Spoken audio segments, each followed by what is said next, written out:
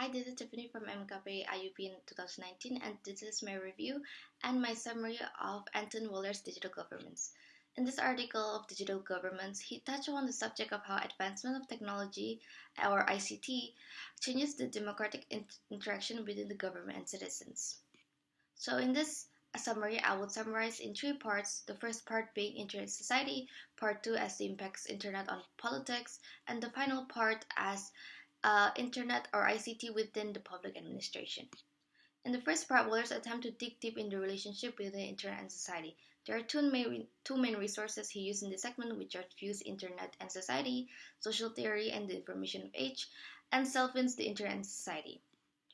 To understand the dynamic of ICT in society, few argued that the combination of traditional social science methods and the new approaches. Here they found the relations of ICT and society as inevitable, as social and political phenomena can't exist without the effects of all aspects of society.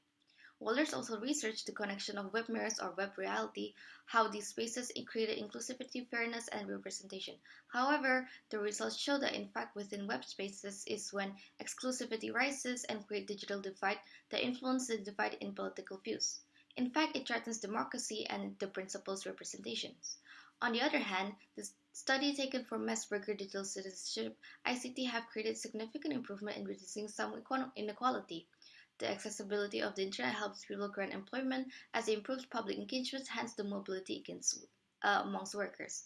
The internet also enhanced civic engagement as it promoted more conversation toward politically related topics. Off to part 2.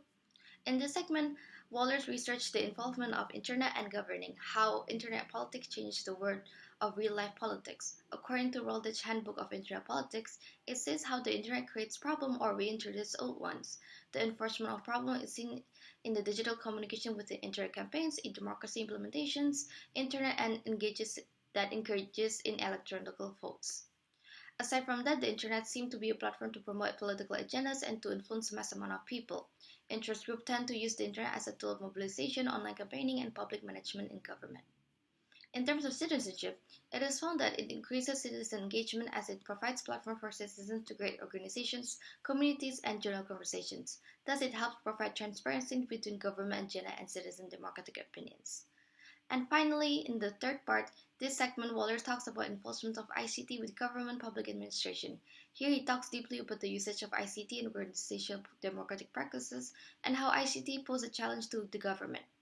According to Hamburg Works of Understanding E-Government, an important part to note about ICT is that it is an embedded system in our society that is interdependent with social, political, economically, and institutional contexts and practices.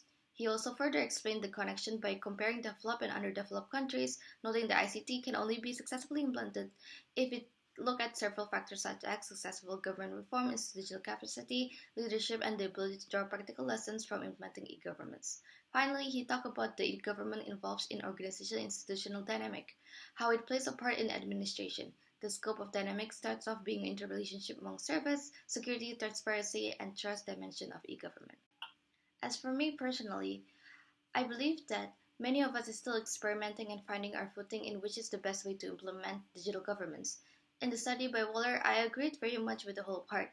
I believe that in order to implement e-government, we have to understand technology as a system and almost a part of all aspects of society. We can't look at ICT as just a media of communication and deliverance, but instead understand how such platform is used, influences, spreads, and created among society. As stated, the internet poses a threat in which it provides a platform for organizations to rise, political conversations are controversial, and even when it comes to deliver great outcomes like rise of employment, it creates a platform for society to feel more exclusive and actually less compact. Where it strengthens citizenship, it can also be used for partisan, selfish campaigns and influences bad things to the mass. I would say that to understand ICT is to be aware that it further democratizes the country, as it is an extension of free speech. Without decent online security and monitoring, it will further create tension, which is why the implementation of e-governments to public administration have to be vital in encompassing all important key features the e-governments offer to citizens. Understanding the interrelationship between service, security, transparency, and trust dimension of e-government will allow better control in shaping how we want the internet to provide us with benefits.